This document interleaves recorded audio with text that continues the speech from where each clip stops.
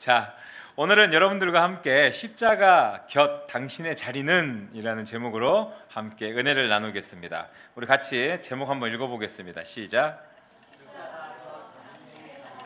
네, 십자가 곁 당신의 자리는. 자, 그림 한번 보여주세요. 자, 여러분들 이 그림을 보면은 무엇이 보이십니까? 그죠? 이 그림은 글레이트만의 루빈의 컵이라는 그림인데요. 하얀색을 보면은 그죠? 잔이 보이죠? 근데 검은색을 중심으로 보면은 어때요? 서로 마주보는 얼굴이 보입니다. 그렇죠? 신기하죠? 그러니까 이런 류의 그림들이 참 많이 있어요. 그러니까 각도에 따라서 그죠? 자기가 보고 싶은 게 먼저 보이는 게 우리 사람의 모습인 것 같은데, 같은 것을 바라보면서도 사람마다 전혀 다른 것을 보고 있지 않습니까? 이것이 어쩌면은 우리가 읽었던 오늘 본문 그 중에서도 십자가 앞에 서서 그것을 바라보는 인간들의 모습이 아닌가 싶습니다. 오늘 본문에서도 이 골고다 언덕 위 십자가 앞에 세 부류의 사람들이 모여 있습니다. 그런데 그들은 같은 예수님을 바라보고 있지만 전혀 다른 반응을 보이고 있어요. 사람은 그런 것 같아요. 사람은 마찬가지로 오늘 이곳에 모인 우리들도 그렇잖아요. 제가 하는 설교를 듣고 어떤 분들은 어떤 부분에서 참 은혜 받았다라고 하신 분도 있고, 또 우리 아들들은 벌써 아버지는 설교만 하면 내가 졸리구나라고 하는 사람들도 있고, 그죠? 각자 이 설교를 들으면서도 받아들이는 그것들이 다 다른 것 같아요. 그러니까 오늘 말씀드렸던 그 본문의 세 부류의 사람들도 다 그렇게 우리와 같지 않나 싶습니다. 특별히 우리가 계속해서 요한복음 강해를 제가 작년 첫 예배부터 지금까지 이어오고 있는데, 그 중에서 요한복음의 십자가 하면은, 오늘에 나오는 그 십자가 하면 참 특별합니다. 왜냐하면은 공관복음서라 그러죠. 거기에 보면은 십자가에서 고통받는 종의 모습을 그려내고 있는 것을 볼 수가 있는데, 반면에 이 요한복음은요, 왕으로서 통치하는 예수 그리스도를 보여주고 있습니다. 전혀 다른 느낌의 모습이죠. 한 사건을 두고 공관복음서 마태, 마가, 누가복음은 고통받고 있는 인간적인 처절한 예수님의 모습을 보여주고 있는 반면에, 요한복음은 왕으로서 이 땅에 와서 우리를 구원하기 위해서, 우리를 통치하기 위해서 오신 그 그리스도를 더 강조하고 부각하고 있는 것을 보여주고 있습니다. 믿지 않는 사람들은 예수님의 십자가를 어때요? 패배의 형틀로 인식하고 있습니다. 그러나 우리 믿는 사람들이 알아야 하는 사실은 예수님의 십자가는 패배의 형틀이 아니라 왕이 쥐게 하는 보좌라는 사실을 기억해야 하는 것이죠. 오늘 이 말씀을 통해서 십자가 그 근처 주변에 모여 있는 세 부류의 사람들을 우리가 좀 살펴보면서 함께 은혜를 나눠볼 수 있도록 하겠습니다. 첫 번째입니다. 첫 번째로 예수님과 함께 달린 자들이 있었는데요. 우리 말씀을 한번 읽어보겠습니다. 요한복음 19장 17절 18절의 말씀입니다. 같이 읽어보겠습니다. 시작.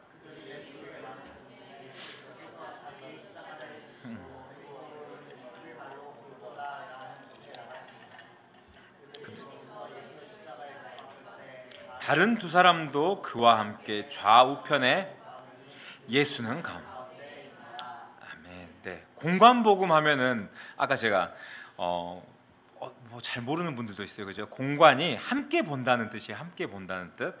그래서 마태, 마가, 누가 이 세 복음서가요, 예수님의 생애와 사역을 좀 비슷한 시각과 또 비슷한 구조로 기록하고 있기 때문에 그렇게 붙여졌어요. 공관복음이라고 해요. 어디 가서 아는 척 하셔도 괜찮습니다. 네.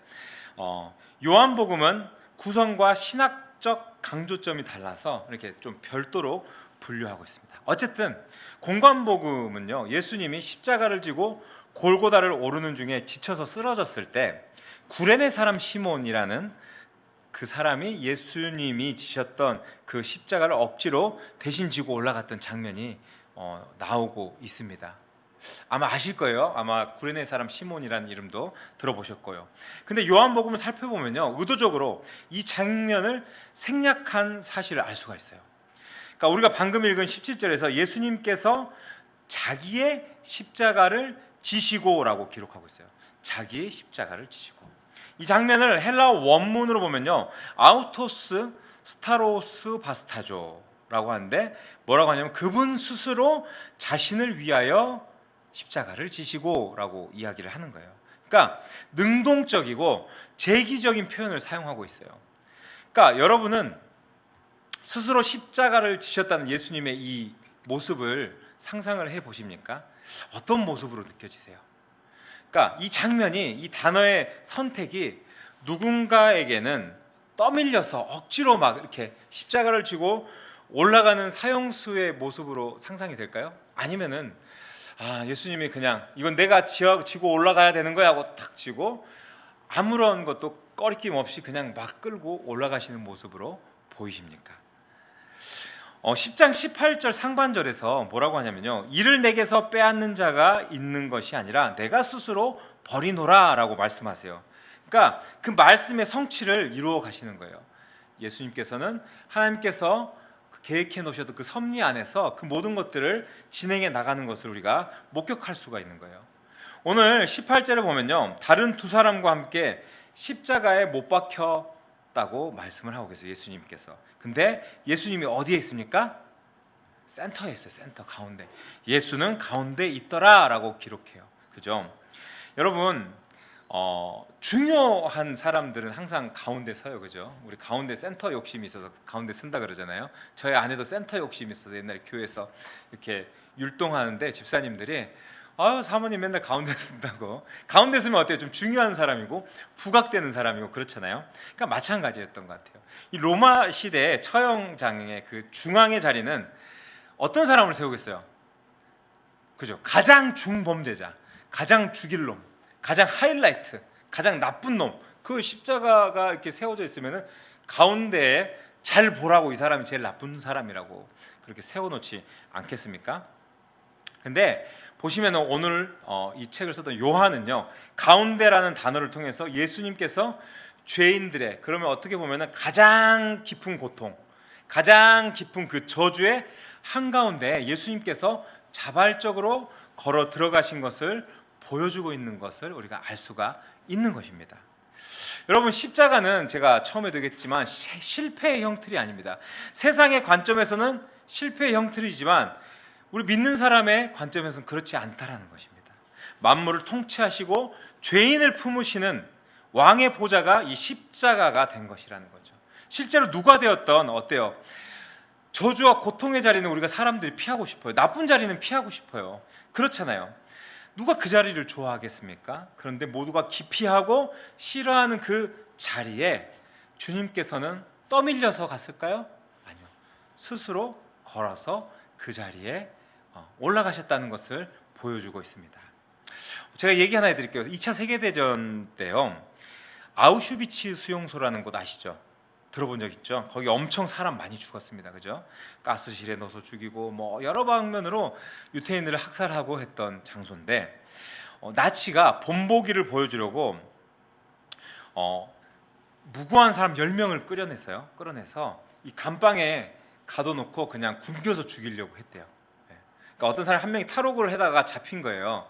그러니까 본보기를 보여주려고 죄 없는 사람 10명 가서 너네 한 번만 더 도망가면 이렇게 할 거야 하고 10명을 굶겨 죽이려고 가뒀대요. 그런데 한 사람이 막 울면서 나온 거예요. 왜냐하면은 나는 우리 가족도 다 나치에 의해서 죽임당했고 다 죽었다. 나 혼자 살아남았다. 너무 억울하고 너무 힘드니까 자기 좀 살려달라고 막 울부짖었던 거예요. 그러자가 어떤 사람이 나타나냐면요, 막시밀리아노 콜베라는 이제 카톨릭 사제가 나타나서 내가 저 사람을 대신해서 죽겠다. 그러니까 나는 가족이 없는 카톨릭 사제니까 나를 죽여라라고 이야기를 했대요. 그죠? 자기 목숨 내놓는 게 쉬운 일은 아니니까요. 그래서 장교들이 그 청을 들어줘서 바꿔서 이제 그 신부님이 들어가게 됐는데, 감방 가운데 들어간 후에 감방이 뭐 난리 났겠죠. 이제 곧 죽어가니까 소리도 지르고 막 엄청 혼란의 상황 속에 빠져 있었는데, 이분이 들어가서 같이 찬양하고 기도하고 그런 모습들로 이 사람들을 달래다 보니까 그곳이 예배당으로 변했다라고 하는 기록이 있습니다. 그러니까 고통의 한가운데 스스로 걸어 들어간 한 사람의 그 헌신을 통해서 지옥 같았던 곳이 그래도 주님을 기다리는 그런 장소가 됐다라는 이야기인 거죠.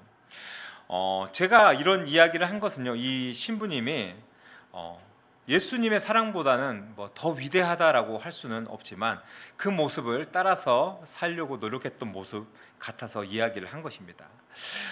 예수님의 그 큰 사랑은 위대한 골고다 한 가운데 서신 예수님의 그 모습이지 않나 싶습니다.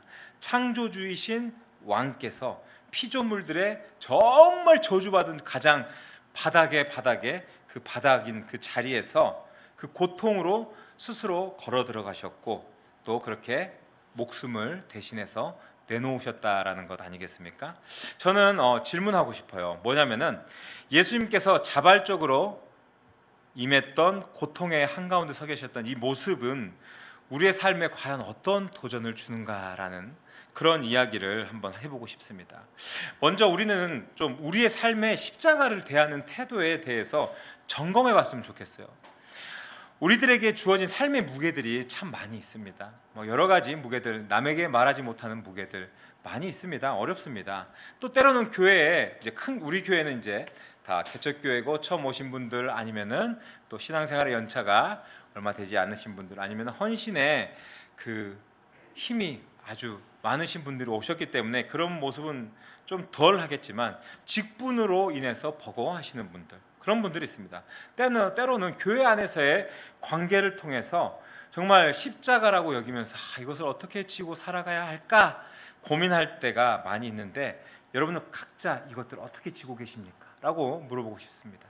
나의 직분, 나의 관계, 나의 삶의 무게들 말이죠. 억지로 끌려가듯이 주님 나만 왜 이렇게 살아야 됩니까? 나 너무 힘듭니다.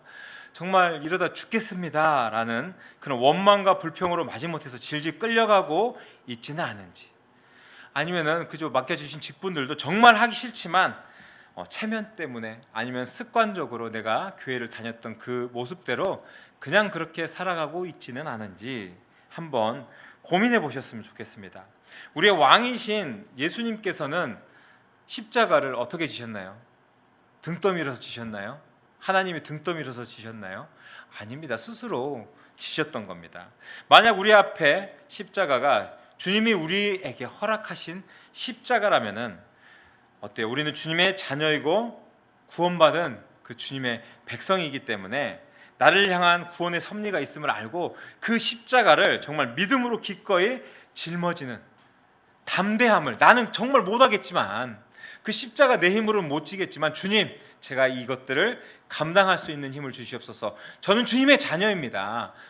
주님의 구원받은 백성입니다. 주님께서 십자가를 지셨던 것처럼 나도 그 십자가 잘 지고 살아갈 수 있도록 주님께서 이끌어 주시옵소서. 그렇게 주님 앞에 구해야 하겠습니다. 사랑하는 여러분, 우리가 능동적으로 우리의 인생의 십자가를 질 때요, 그것은 더 이상 어쩌면은 무거운 형틀이 아니라, 무거운 짐이 아니라 그 십자가를 통해서 어떻습니까? 나를 성숙하게 하고 성장하게 하고 나를 빚어가는 은혜의 도구가 된다라는 거죠.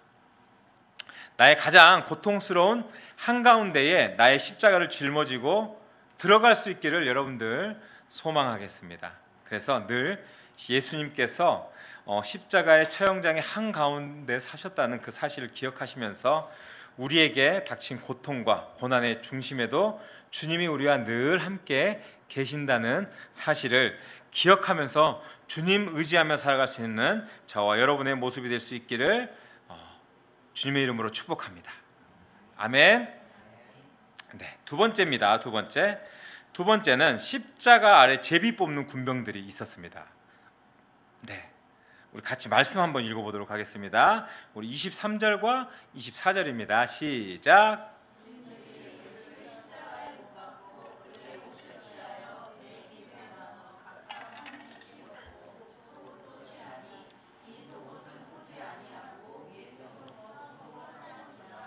군인들이 서로 말하되 이것을 누가 없나 제비.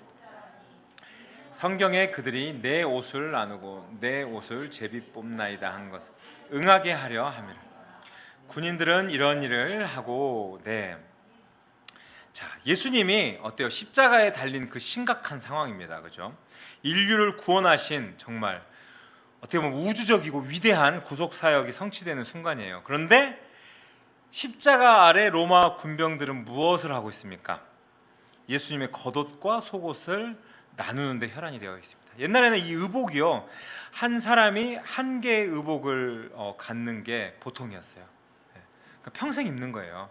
지금처럼 우리가 이렇게 옷을 철철이 갈아입고 들어갔다 나왔다 하면서 갈아입는 게 아니라 그 시대에는 의복이 한 벌, 뭐 신이 한 켤레 이렇게 살아가던 시절이었습니다. 그러니까 속옷도 나눠가지고, 그죠? 왜 저렇게 속옷을 나눠가나 하는데 그게 아니라 속옷이고 겉옷이고, 그죠? 그런 것들을 정말 비싸게 구입하고 평생 가져야 하니까 서로 탐내서 가져가려고 했던 것이었습니다.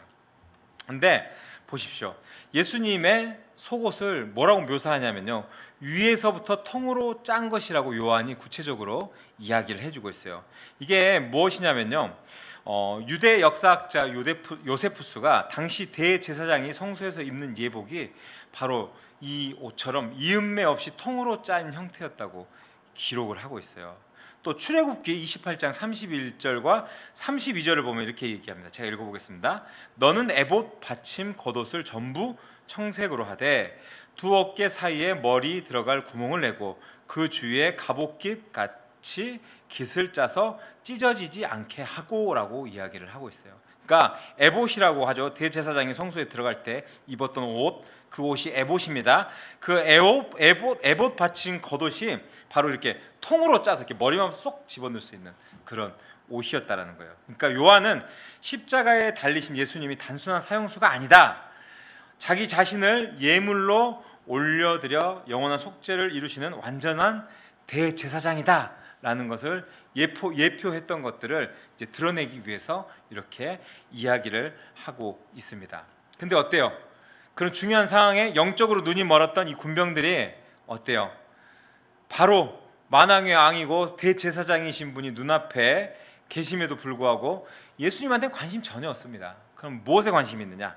그분이 남긴 그 물질에만 관심이 있는 거고, 그 탐욕스러운 시선이 그것에 고정이 돼 있었다라는 거죠. 그리고 어때요? 군병들이 이 귀한 속옷을 찢기 아까워서 어때요? 제비뽑기를 합니다. 제비뽑기를. 야, 누가 이거 완전한 걸 다 가져갈래? 우리 나눠서 가져가지 말고 제비뽑기 걸린 사람이 이걸 다 가져가자라고 이야기를 하고 있습니다. 그러니까 한마디로 이 모습을 보면요, 시편 22편 18절의 모습을 예언하는 그 예언이 성취되는 모습이기도 했지만, 한편으로는 정말 인간적인 탐욕과 인간적인 욕심이 이 안에 가득해 있는 모습이 여기에 보여지는 것을 우리가 알 수가 있습니다. 재밌는 얘기 우리 어린이들 잘 들어보세요. 네. 세계적인 바이올리니스트가 있어요. 조슈아 벨이라는 사람. 되게 잘생겼죠. 이 사람이 어떤 일을 했냐면요, 워싱턴에서 완전 노숙자 옷을 입고 지하철역에서 허름한 옷을 입고 버스킹을 한 적이 있어요. 출근길에. 이 사람이 40억이 넘는 바이올린을 가지고 연주를 해요. 스트라디바리우스? 네, 스트라디바리우스라고. 그죠? 예전에 그 빙하기라고 하죠. 소빙하기라고 했던 유럽의 그 시절에 나왔던 그 나무로 만들었던 그 악기 몇 점 안 되는 40억 원짜리. 네. 정말 이 사람은 어마어마하게 유명한 바이올리니스트인데요. 이분 공연이 정말 최소 싸도 100불 이상 훨씬 초과한다고 합니다. 쫙 사람도 안 보이는 구석에서 그 음악을 들으려고 해도요. 근데 이분이 45분 동안 지하철역에서 노숙자 같은 옷을 입고 바이올린 연주를 했어요. 네, 버스킹을 한 거예요. 몇 명이나 들었을까요? 그 앞에 45분 동안 한 1100명이 왔다 갔다 했대요. 카운팅을 한 거죠. 1097명이 왔다 갔다 했대요. 근데 서서 음악을 끝까지 들은 사람, 45분 동안 음악이 좋네 하고 들었던 사람은 7명이었다 그래요. 7명. 그죠? 100불 줘도 눈앞에서 보려면, 그죠? 몇천 불을 줘야지 눈앞에서 이 사람의 그 연주를 듣고 볼 수가 있는데, 그죠? 노숙자처럼 행하면서 이렇게 연주를 하니까 그 앞에 1000명이 넘는 사람들 다니면서 7명만이 그 연주를 들었다고 합니다. 그러니까 구걸하는 연주 정도로 치부를 한 거죠. 오늘 십자가 아래 군병들이 이 같은 모습인 것 같아요. 우주를 창조하신 왕께서 온 인류를 위한 어때요? 구원의 연주를 하고 있는 이 상황에 그 몇 푼도 안 되는 그 낡아빠진 옷 그거 하나 가져가려고 싸우고 있는 거예요. 그러니까 위대한 생명을 구할 수 있는 자리에서 그것들을 눈앞에 두고도 그것을 내 마음에 두지 못하고 어때요? 세상의 것들, 썩어질 물질들의 눈을 멀어서 영원히 놓쳐버리고 있지 않나라고 볼 수가 있습니다. 여러분들은 어떤 신앙을 구하고 계십니까? 예수님을 나의 신앙 가운데 구하고 계십니까? 아니면은 잘 생각해 보십시오. 예수님의 옷을 구하고 있지는 않습니까? 그죠? 우리가 십자가 아래 서 있다고는 하지만 이 로마 군병들처럼 어때요? 그 아래 떨어질 콩고물에만 관심을 두고 있지는 않은지 좀 생각해 볼 필요가 있는 것 같습니다. 뭐 이렇게 제가 저급하게 이 얘기는 하지만 그렇게 표현해서 정말 그 물질만 보는 게 아니라 예수님 이외의 복음 이외의 다른 것들을 바라보고 있지는 않은지에 대해서 여러분들께 이야기를 하는 것입니다. 교회 왔어요. 교회 왔는데 어떤 분들은 늘 그냥 습관적으로 와서 인격적인 교제, 십자가의 은혜 이런 거 없이 그냥 내가 잘 되는 거, 내가 기도해서 내 가족 잘 되게 해주세요, 주님. 정말 내 시험이 얼마 안 남았습니다. 내 취업 잘 되게 해주세요. 내 사업 잘 되게 해주세요. 이런 것만 빌러 온다라는 거죠.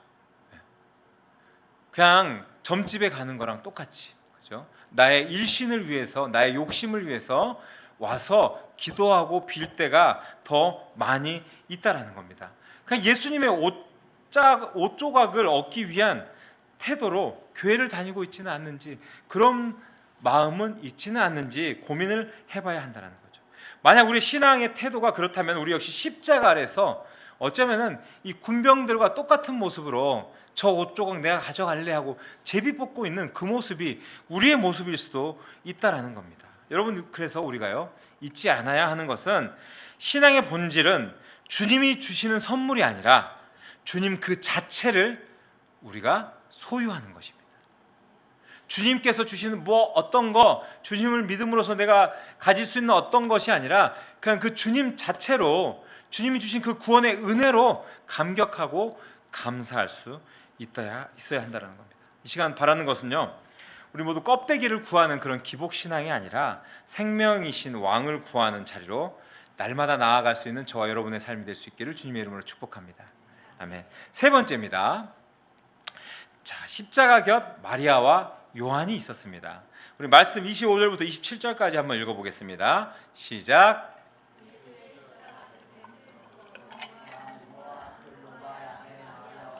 막달라 마리아가 섰는지라 예수께서 자기의 사랑하시는 제자 곁에서 자기 어머니께 말씀하시되 여자여 보소서 아들이니이다 하시고 또 그 제자에게 이르시되 보라 내 어머니라 하신대 그때부터 그 제자가 자기 집에 모시니라.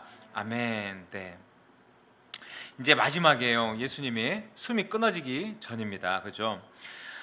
육신의 극한의 고통 속에서 예수님이 홀로 남겨질 자신의 육신의 어머니 마리아를 챙기는 장면이 여기서 나타나게 되는데, 여기서 보면은 이제 이거 되게 해석 가지고 오해하시는 분들이 있어요. 왜냐하면은 이제 어머니를 향해서 어머니라고 부르지 않고 여자여라고 불렀다고 되게 예의 없네, 어머니한테 이제 죽기 전이니까 이렇게 얘기하나라고 오해하시는데, 이거는 전혀 그렇지 않습니다. 네, 헬라어 용어를 보면은 그냥 일반적인 어머니는 메테르라고 부르는데 여자여라고 불렀던 귀나이라고 하는 이 단어는요,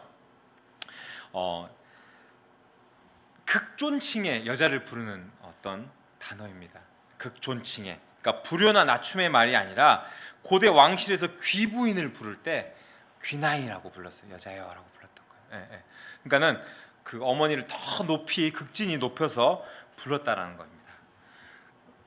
우리가 이 장면을 통해서 생각해봐야 하는 중요한 포인트는요, 어머니를 귀나이라고 불렀던 이 장면이 어떤 영적인 전환을 의미한다라는 사실을 우리가 알아야 하는 거예요. 그러니까 예수님은 마리아의 육신의 아들로서가 아니라 이제 십자가 위에 달리면서 어떻게 됐습니까? 이제 그 어머니조차 구원해야 할 만왕의 왕이자 구원자로서 위치가 바뀌었어요. 그리고 말씀하시는 거예요. 그러면서 요한에게 보라, 이제 내 어머니다라고 이야기를 하잖아요. 그러니까 어머니를 맡기는 거예요. 십자가는 저는 그런 것 같아요. 개인의 죄를 용서하는, 각자의 죄를 용서하는 것에서 끝나는 게 아니라 확장되어 가는 것 같습니다. 어디까지 확장되느냐? 십자가에서 흘리신 보혈이, 그렇죠, 혈연을 뛰어넘어서 어때요? 전혀 남인 요한에게 자기의 어머니를 맡겼잖아요. 아무 상관없던 사람들을 어때요? 그리스도의 피로 맺어진 영적인 가족, 지금으로 말하면 이게 뭐냐면요, 교회라는 겁니다. 교회로 탄생시키는 위대한 어떤 창조의 능력이 있다라는 것을 여기에 보여주고 있다라는 거예요. 그렇죠? 그렇잖아요. 우리 여기 있는 사람들 전혀 다 남입니다. 모르는 사람입니다. 교회 공동체, 왕이신 예수님은 십자가라는 보좌 위에서 새로운 하나님 나라의 백성, 새로운 가족 공동체를 만드셨어요. 이제 요한에게 마리아를 부탁합니다. 십자가의 보혈 아래에서 어때요? 새로운 공동체가 생겨나게 된 것입니다. 저는 교회를 통해서 맺어진 이 영적인 가족 공동체라는 의미를 너무나 좋아하고 공감하고 또 정말 필요하다, 우리는 이렇게 살아가야 한다라고 생각합니다. 우리가 그렇잖아요. 때로는 혈연으로 맺어진 가족들이 남보다 못한다고 여겨질 때가 얼마나 많이 있습니까? 그렇죠? 저는 제 동생이 독일에 살아요. 하나밖에 없는 동생이 독일에 살고 있어요. 벌써 15년, 16년째 살고 있는데 1년에 한 번 볼까 말까 합니다. 그죠? 그렇잖아요. 근데 여러분들을 더 많이 봅니다. 매주 봅니다. 그죠? 네. 이제는 남 같지 않아요. 그죠? 네. 같이 오면은 뭘 해서 먹일까? 저희 아내는 맨날 메뉴를, 점심을, 주일날은 뭘 해서 맛있게 먹여서 보낼까? 이런 고민을 하고 있어요. 섬기고 사랑하는 마음들이 그 안에 있다라는 거죠. 제가 이전에 이제 여기 말고 이제 은혜드림교회라고 큰 교회에 있었을 때 시니어부를 한 6년 정도 섬겼어요. 시니어부만. 근데 거기 보면 어떤 분이 계셨냐면 평생을 교회에 충성하며 살았던 어떤 집사님이 있었어요. 근데 강원도에서 오셨다더라고요. 강원도에서 오셔서 호롤단신 김천까지 와서 총각 때 이제 결혼하고 예수님 믿으면서 교회가 세워질 때부터 그 교회에 함께 역사를 하며 살았는데 이분이 이제 너무 어려움을 겪어요. 그러니까 아내가 암에 걸려서 투병 생활을 하고 수발을 하다가 아내가 돌아가시고 경제적인 형편도 어려워지고 자녀는 키웠는데 아버지를 버리고 외면하고 연락도 끊긴 채 살아가고 혼자 살아가고 있었어요. 독거 노인이었죠. 제가 이제 가끔 가면은 목사님 왔다고 막 커피 먹고 가라 그러고 막 그래요. 막 쌀도 내어놓고 교회 공동체, 교회가 그 큰 교회인데 그 교인들한테 자기가 수급으로 받은 쌀들 몇 가마도 갖고 와서 이걸로 교인들 같이 밥 먹으면 좋겠다라고 섬기고, 그런 모습을 보게 되었고, 나한테는 이제 자기 문화누리 카드 있잖아요.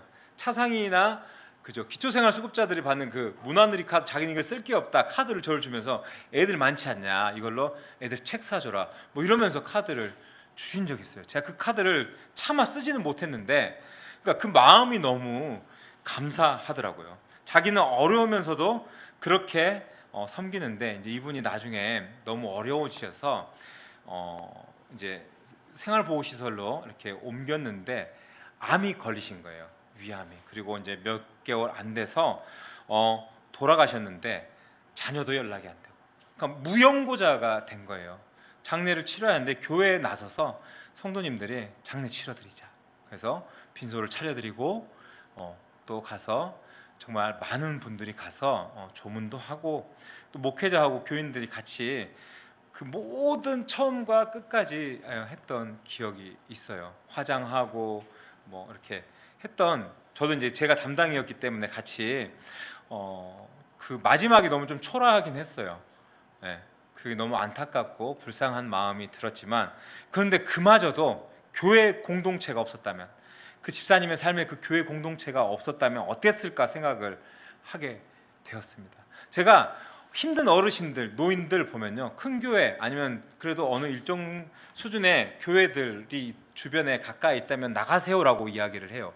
왜냐하면은 공동체, 교회 공동체가 그래도 혈연은 아니지만 제가 보니까 때에 따라서 교회에서 어르신들 섬기기 위해서 맛있는 것도 대접하고 효도 관광도 보내드리고 봄나들이로 어디 가서 식사도 사드리고 뭐 제가 했던 일들입니다. 예.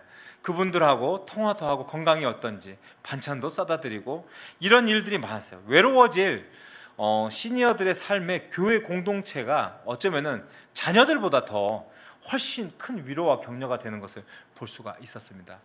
물론 뭐 어르신들뿐만 아니라 마찬가지입니다. 외롭고 그죠? 격려받고 또 그렇게 말씀으로 또 주님 앞에 나아올 수 있는 교회 공동체라는 것이 혈연으로 맺어진 것보다 더 크고 더 위대하다라는 것을 여러분에게 말씀드리고 싶습니다. 저는 그렇게 생각해요. 예수님의 골고다 그 언덕에서 자기 몸을 내어던져 십자가 저주를 온몸으로 막아내시고 또 그 십자가 보혈로 어때요? 우리는 어쩌면은 이기적이고 좀 나눠져서 파편화된 우리들의 그 모습을 한 가족으로 이렇게 혈연이 아니지만 말씀 안에서 끌어모아서 한 가족으로 주님 나라의 공동체로 묶어 주셨지 않습니까? 그리고 우리가 교회라는 곳 안에서 그렇게 서로 격려하고 또 기도해주며 살아가고 있지는 않습니까? 우리 교회가 작은 개척교회지만 사람도 얼마 없지만 그럼에도 저는 우리 드림교회 안에서 십자가로 맺어진 참된 교제가 있기를 축복합니다. 네, 여러분들이 이렇게 발걸음 하셨잖아요. 그래서 이 드림교회 안에서는 좀 기쁘고 감사하고 서로 위하면서 살아갈 수 있는 그런 공동체가 되기를 원합니다. 자, 우리 옆에 앉은 분들 한번 쳐다보십시오. 우리가 가끔 일주일에 한 번 보지만 가벼운 지인이라고 생각하지 마시고, 그죠? 예수 그리스도께서 십자가에서 피 흘려 값주고 사신 나의 영적인 형제고 자매고 부모다라고 생각하시면서 이렇게 축복합니다. 자, 당신은 한번 해서 당신은 예수님이 피로 값주고 사신 사랑한 나의 가족입니다. 네, 사랑하고 축복합니다. 네, 사랑하고 축복합니다. 네, 어색하죠? 네, 어색하지만 자꾸 해야 됩니다. 네. 오늘 우리의 고백이 늘 이 고백이 함께하기를 주님의 이름으로 축복합니다. 그래서 우리 주변 보면서 우리 또 교회 나오는 지체들을 보면서 서로 좀 챙겨주고 또 상처받거나 또 외로워 보일 때 예수님께 그랬잖아요. 보라 내 어머니라, 보라 내 형제라 하고 하셨던 예수님의 그 말씀처럼 서로 또 의지하고 기도하고 기도 나눌 것들 있으면은 또 나누고 하면서 서로 정말 짐을 나누어지고 아픔도 싸매어주고 정말 진짜 귀한 교회 공동체, 드림교회 공동체로 우리 정말 행복하게 신앙생활 할 수 있기를 주님의 이름으로 축복합니다. 이 시간 우리 같이 찬양하겠습니다.